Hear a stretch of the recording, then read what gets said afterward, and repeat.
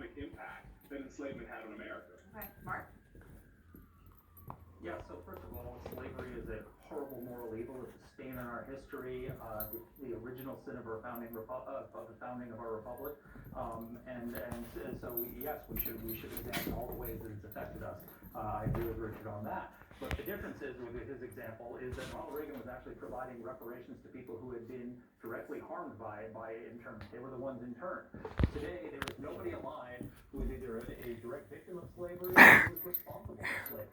Bayard Rustin, who was one of Martin Luther King's closest advisors, the organizer of the 1963 March on Washington, said reparations were a ridiculous idea because while his great-grandfather might have deserved some money, he's long dead and gone and nobody owes me anything.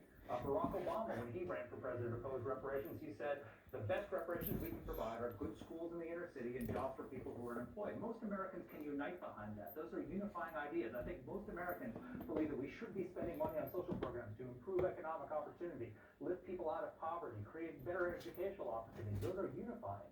Reparations are divisive because you're telling people who had nothing to do with slavery that you are responsible and you have to pay compensation for the sins of others, and that's why it's a divisive Yeah, idea. and we heard that thinking from former President Obama and others who you just mentioned.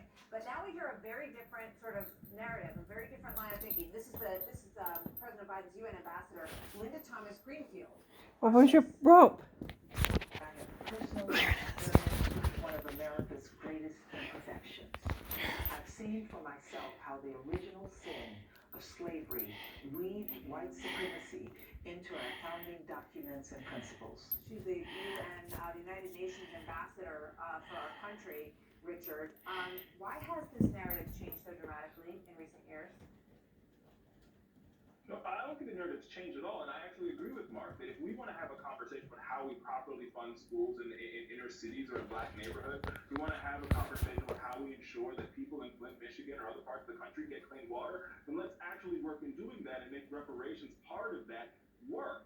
But I think for us to say that just because